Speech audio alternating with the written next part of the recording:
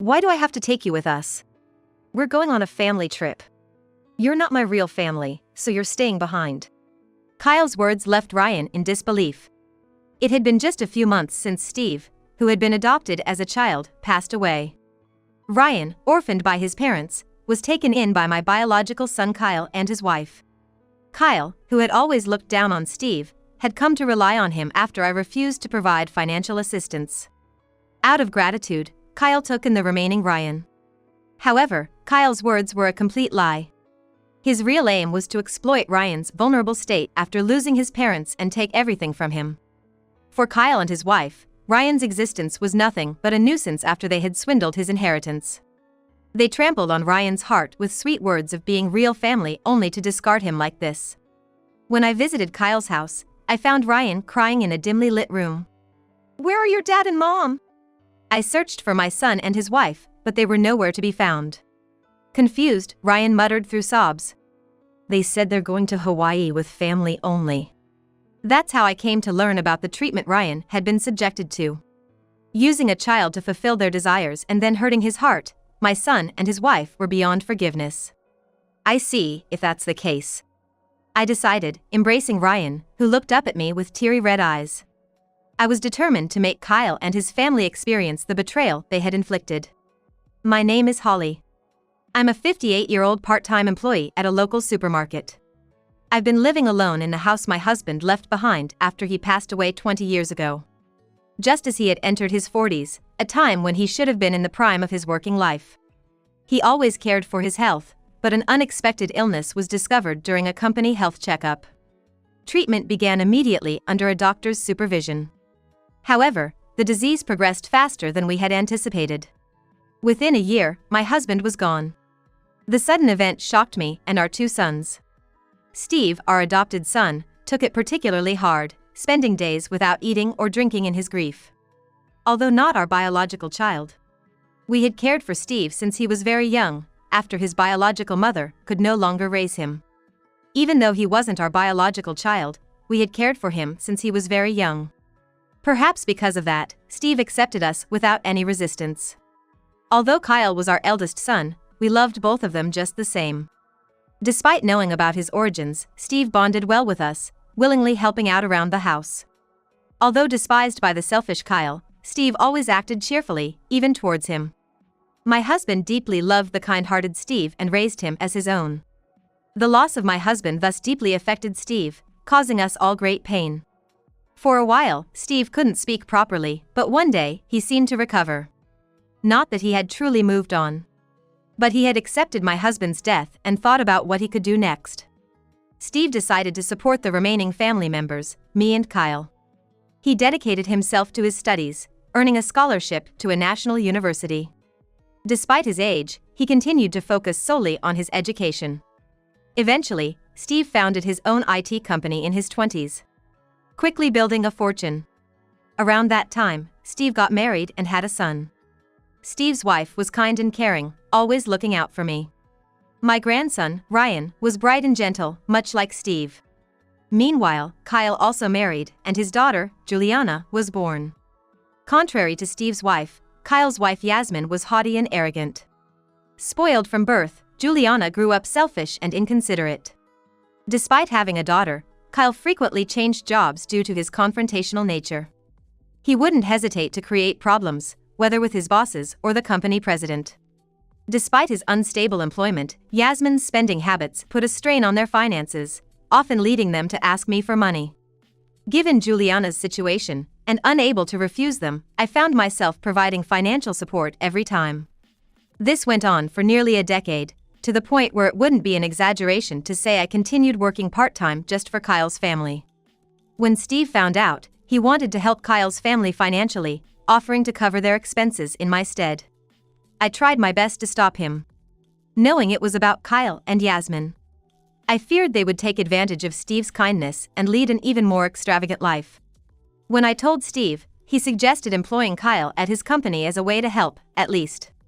Kyle, disliking the idea of working under Steve, flatly rejected the offer. "Don't mock me!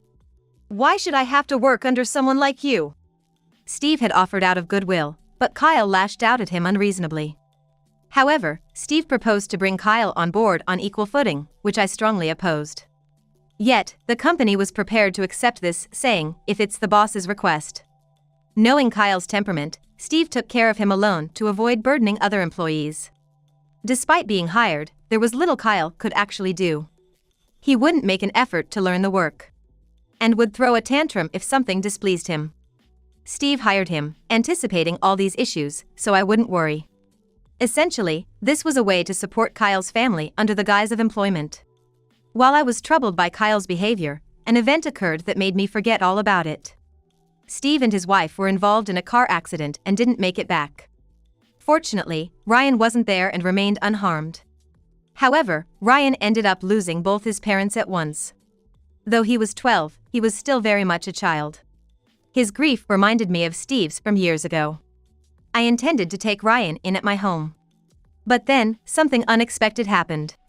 Steve has always helped me out. I couldn't do anything until now, but I'll take Ryan in.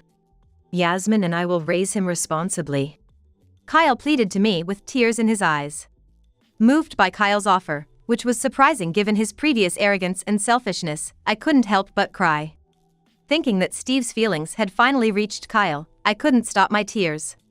While respecting Ryan's wishes was paramount, he accepted Kyle's offer after seeing my reaction. He must have realized what he should do upon seeing me in tears. But Ryan's kindness and intelligence would soon be used against him. Sometime after Ryan became Kyle's adoptive son, a major incident occurred. Ryan was just 12, but sensed something was off and reached out to me. Grandma, I know I shouldn't say this, but about Kyle. About Dad and Mom. Ryan chose his words carefully as he began to speak. For a while, Kyle and Yasmin seemed to warmly welcome and treat Ryan kindly. However, their attitude changed dramatically after a certain event. It was when Ryan's inherited estate was transferred to Kyle, his new guardian. Kyle and Yasmin exploited the vulnerability in Ryan's heart, taking control of the estate he inherited. Managing the entire estate was challenging for a child like Ryan, so it made sense for Kyle, the new guardian, to handle it. Ryan grew suspicious when Kyle insisted, "You don't need to tell Grandma," repeatedly. Moreover, since then, they have become harsher toward Ryan. Naturally, Ryan was worried about what would happen to the significant money left by his parents. But please, don't say anything about this. It might be for my sake, or maybe I did something wrong. Indeed, if I confronted them now, it would be known that Ryan had confided in me. I reassured Ryan, telling him not to worry. But please, if anything happens, contact me immediately. Don't suffer in silence if something bothers you. I wanted to believe Kyle was just being nervous, but recalling past events made me worried. However, as Ryan suggested, it might be best to watch the situation for a while. I decided to trust Kyle and his family and hung up the phone. Soon after, our hopes were cruelly trampled. Kyle, against all opposition, took over as president of the company Steve had founded. It was well known within the company that Ryan was to inherit the business eventually. However, Steve's kindness ironically accelerated Kyle's rampage. Sam, a longtime friend of Steve and co-founder of the company, came to visit me. Sam started talking with a grim expression. "The reason I came to see you today is to talk about Kyle." Kyle, courtesy of Steve's generosity, had a place in the company and naturally knew Sam. Steve intended for Kyle to hold a representative position in the company, thinking of him. He planned to protect the company until Ryan was ready to take over. I was supposed to take on that role in the meantime. Steve had mentioned to Sam that he wanted Ryan to eventually take over the company. Steve had no intention of actually leaving the company to Kyle. It was more about preserving Kyle's pride by giving him a position. But after Steve's passing, Kyle did not accept this arrangement. Ignoring Sam, who was the vice president, Kyle assumed the title of president as if it were his right, disregarding the plans for Ryan to inherit the company, and took everything from him. The company is now in a state of dictatorship under Kyle, with many employees saying they'll quit if things continue this way. Finding himself helpless, Sam came to me, Kyle's mother, seeking help. Kyle lacks the qualities to lead others. At this rate, Steve's company will soon go bankrupt. I doubt Kyle will listen to me now, but I can't just stand by. The only one who might stop Kyle now is me. I immediately headed to the company with Sam. From what I heard from Sam on the way, no one really respects Kyle. Despite not understanding the work, he constantly complains to other employees and is quite disliked. It's so typical of Kyle, I thought. Upon arrival, Sam informed Kyle of my visit. Kyle's first response to us was, "Do you have an appointment?" Filled with embarrassment and anger, I snatched the internal phone from Sam. Enough is enough. Since when does a mother need an appointment to see her son? I yelled so loud that the employees in the lobby went silent. After a moment of silence, the lobby returned to its usual bustle. Fine. Have Sam show you in, Kyle said over the phone, not bothering to hide his irritation. By this point, Kyle must have realized that Sam had spoken to me. Kyle, waiting for us, was furious. But I couldn't just let Steve's company fall apart like this. Guided by Sam, I entered the president's office. I'm not a child, you know. What are you thinking, barging into the company like this? The tears Kyle shed, claiming Steve had helped him, were a lie. I was convinced of that the moment I saw Kyle. It was all an act to deceive Ryan and me. That's my line. Are you planning to ruin the company Steve left for Ryan? Kyle opened his mouth with a mocking smile. Steve made me president, so what can I do? Kyle must know that Steve only made him president in title to spare his feelings. But now that Steve is gone, it's impossible to outright deny it. As an outsider in this company, I can't remove Kyle from his position. It's unpredictable what will happen next with Kyle, who's incapable of proper work. Clinging to the presidency. Even though I know it's futile, I tried appealing to his emotions, but Kyle skillfully dodged. Because Steve said so, leaves Sam and me speechless. Feeling like we were getting nowhere, Sam eventually calmed me down after some back and forth. Don't get too comfortable just because I can't fire you, Sam. Kyle spat out as we were leaving the president's office. We left without being able to say anything in return. Accomplishing nothing. All I could do was apologize to Sam, who had sought my help. After hearing from Sam that Kyle had taken some time off, I tried contacting Ryan, whom I had given a mobile phone out of concern after his consultation. But no matter how many times I called, there was no response from Ryan. After a series of rings, it just went to voicemail. Worried something had happened, I became restless, regretting that I had forgotten to contact Ryan earlier. I rushed to Kyle's house, plagued by a bad premonition. But there was no response to the doorbell. Had Ryan and Kyle's family gone somewhere? Lost in thought, I reached for the doorknob. To my surprise, it turned easily, unlocked. Before I knew it, I was inside, calling out Ryan's name. Ryan! As I entered the living room, I found Ryan alone, hugging his knees and crying in the dim room. Where's your dad and mom? I asked, shaking Ryan in my excitement, bombarding him with questions. What happened? Seeing my face, Ryan started crying louder. They said they're going to Hawaii, just the family. It seemed they had deliberately misled Ryan before leaving for a family trip without him. Such malicious behavior is not something adults should engage in. I felt shame and anger at what my son had done. Grandma, I don't want to be here anymore. Help me. Ryan said with a clarity I had never heard from him before. After hearing more from Ryan, I was filled with intense anger towards Kyle and his family. Ever since Sam and I confronted the company, Kyle and his family's treatment of Ryan had become even harsher. Ryan's situation had become increasingly perilous since it became known he had confided in me. We took you in, and this is how you repay us. We're like criminals to you now. Yasmin had always found Ryan bothersome and treated him harshly, seizing any excuse to scold him all day long. Like Steve, Ryan, kind and earnest, started believing maybe he was to blame, as if he had caused them discomfort despite doing nothing wrong. Tormented by guilt, Ryan apologized to Kyle and his family. I'm sorry for saying things that made you doubt me. Then, unexpectedly, Kyle spoke to him. We're going to Hawaii the day after tomorrow as a family, so be ready for that. Even though his apology didn't change their treatment of Ryan, the sudden news filled him with joy. I must have been wrong. If I apologize sincerely, good things will happen. Innocent Ryan was overjoyed by Kyle's words. Hastily packing his favorite clothes, excitedly waiting for the day, wondering what Hawaii would be like. But when the day came, Ryan was once again plunged into despair. What? Why do I have to take you with us? We're going on a family trip. You're not my real family, so you're staying behind. Kyle's words mocked Ryan, who had woken up early and finished preparing. What do you mean? Dad, Mom, he actually thought he was going with us. He even packed a big bag. It's just too funny. Juliana laughed mercilessly at Ryan, who stood frozen, unable to comprehend Kyle's words. For the first time, Ryan realized he had been deceived by Kyle and his family.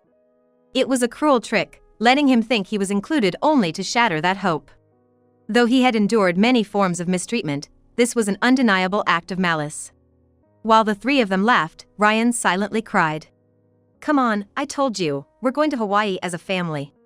You're not really part of it. Kyle smiled satisfactorily, seeing Ryan shocked. They must have thought of themselves as the only real family, but now Ryan should understand. He was an inconvenience, expected to leave the house by the time they returned. Having secured the inheritance and the company, Kyle planned this to break Ryan's spirit and drive him away. They left Ryan behind, laughing as they left the house. Family's great, huh? Dad, Mom, I want to eat steak when we get to Hawaii. Their laughter lingered in Ryan's ears, refusing to leave. That's when I came to see Ryan. If that's the case. I thought of a plan I had considered before, now feeling it was the right time to act. Hugging Ryan, who looked up at me with teary red eyes, I made up my mind. I was determined to make Kyle and his family feel the betrayal they had inflicted. A few days later, we were waiting for Kyle and his family of 3 to return from Hawaii. Hey, why is Mom even in my house? And who's that woman? Kyle, tanned from the trip, said this while holding loads of luggage. Indeed, waiting for Kyle's return were not just me and Ryan. Standing beside us was a woman named Nicole. Nice to meet you. My name is Nicole. I'm Steve's biological mother and this child's blood relative. Nicole said, bowing deeply while giving the returned trio a sharp look. It was I who had called Nicole here. Recently, Ryan told me about the repeated harassment from Kyle and his family. Along with their taking Steve's inheritance and company from Ryan, who is still a child. Given these facts, I reached out to Steve's real mother, Nicole, who was also an old friend of mine. Nicole had given birth to Steve, but her husband ran off with debts and a mistress, leaving her unable to care for young Steve amid daily demands for debt repayment. My husband and I, upon her consultation, decided to adopt Steve. Nicole, fearing the burden on Steve, wanted to distance him from herself and worked tirelessly to pay off the debts after moving away, not letting Steve know she was alive at her own request. She planned to reveal herself only after paying off her debts. But a tragic accident occurred just when she was about to contact Steve. Reality was too cruel. Although Nicole was aware of Ryan's existence, she confided in me that she felt she no longer had the right to take him in. Ideally, living with Nicole, his biological grandmother, would have been best for Ryan. However, considering my feelings, Nicole declined. I convinced Nicole to come this time to save Ryan, persuading her that this was the only way. Nicole struggled with the decision to reveal herself but was moved by my words for Steve's sake and decided to help Ryan. I believe it was a decision of great courage, encompassing guilt, regret, and the sorrow of having lost Steve without being able to do anything. Swallowing all that, Nicole now stood confronting Kyle and his family. Kyle, I heard you told Ryan he's not real family.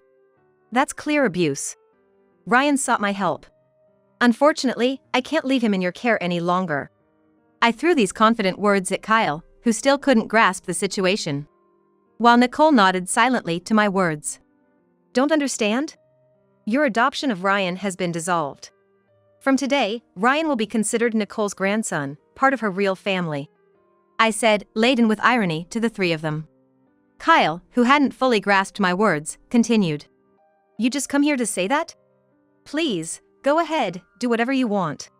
To be clear, that kid. As Kyle was about to continue, Nicole cut him off. Her tone was so cold it even made me shiver. It's truly sad to have such a wonderful mother and end up like this, she said, pitying Kyle from the bottom of her heart.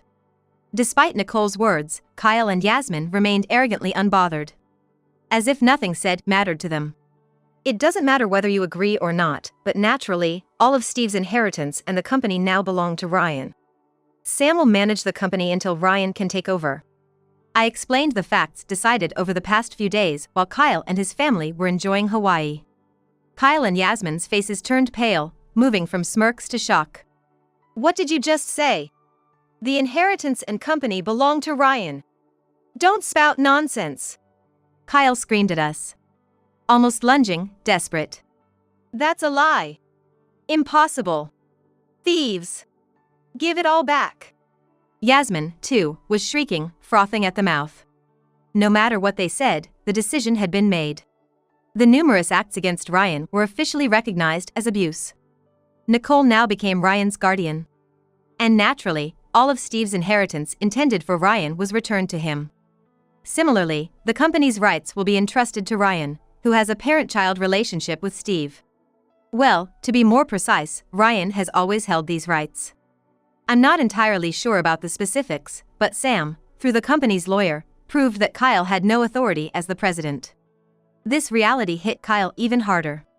It's really unfortunate to do this to your own son, but the police will be coming to talk to you. It turns out that Kyle and Yasmin were treating Ryan much worse than we knew, but he had kept silent until now. Feeling safe under our protection, Ryan opened up about everything. Without hesitation, I contacted the police and reported the facts. We were waiting for Kyle and his family to return from their trip for the police to arrive. This is nonsense. The company and the money, they're mine. Kyle lost his composure, to which I delivered the final blow. You really can't do anything without Steve, can you? Everyone at the company, adults all, chose Ryan over you, a mere child. It's truly pitiful that my own son lost to such a young boy. At my sharp words, Kyle was left speechless, realizing for the first time his incompetence that had been sustained only by Steve's kindness. Ryan watched Kyle intently, his expression indescribable. It didn't seem to carry anger, rather, it felt like pure pity for Kyle. Soon after, as promised, several police officers arrived. The atmosphere was filled with an eerie silence due to Kyle sitting dejectedly on the floor and Yasmin and Juliana crying out. The police officers looked at me and Nicole, who explained the situation on their behalf, with sympathy. Is your grandson safe? After hearing directly from Ryan, the officers were relieved to see him unharmed. I identified Kyle and Yasmin as the individuals involved, pulling Juliana away as she screamed. Dad! Mom! What's going to happen to me? Having witnessed the treatment towards Ryan, Juliana understood what was coming for the two. While it pained me to think about Juliana's future, considering she had also partaken in harassing Ryan. Being a child doesn't excuse her actions. She needs to acknowledge her dishonest deeds and reflect properly. The police officers then left, stating they would conduct a formal interview with Kyle and Yasmin later. As we watched the police car drive away, Juliana burst into tears. Despite being victims, Nicole and Ryan seemed to genuinely pity her. Later, Ryan and I were called by the police, who had finished interviewing Kyle and Yasmin, admitting to most of their crimes. It was to confirm if their statements were correct. After leaving the police station, Ryan worriedly muttered, Will Kyle and Yasmin be arrested? What will happen to Juliana? Ryan was more concerned about the three of them than himself. Watching him, I couldn't help but feel tears welling up. Juliana would be taken in by Yasmin's parents. Kyle and Yasmin, of course, would face the consequences of their actions. Having lived off Steve's estate, they lost everything and will struggle even after serving their time. Given Kyle's inability to work and his criminal record, how will society view Kyle, who couldn't work properly and committed crimes, despite being able to belong to the company only through Steve's kindness? Yasmin and Juliana will not be able to return to their previous lives. My heart ached at such an outcome. The only consolation was considering Ryan's future. After discussing with Nicole and Ryan, it was decided that Ryan would live with me. Even though Nicole is his biological grandmother, Ryan was hesitant to live with someone who suddenly appeared in his life. Nicole sensed this and suggested that he live with me instead. The change is that Nicole can now visit Ryan anytime. A decision made after thorough discussion between them. I was, of course, thrilled to live with Ryan and approved wholeheartedly. With Kyle gone, Steve's company returned to its normal state. The employees, relieved at Kyle's departure, with those who had announced their resignation returning. Sam came to report to Steve's memorial and thank me. Thank you so much for everything. I'm relieved we could protect the company Steve entrusted to us. I'll make sure to safeguard the company until Ryan is ready," Sam said with tears in his eyes. Though Steve is no longer with us, what he left behind is significant. Steve was undoubtedly my son, even if not by blood. Thinking about it fills me with pride. I wonder if I managed to raise Steve as Nicole entrusted him to me. Suddenly, Steve's always gentle smile comes to mind. I bite my lip, desperately holding back tears. Raising Ryan, who carries on Steve's will, is now my important duty. Next month, Nicole, Ryan, and I are planning to go on a trip together. Ryan is already so excited, researching our destination every day. This time, for sure, nothing will hurt Ryan's heart. A genuine family vacation.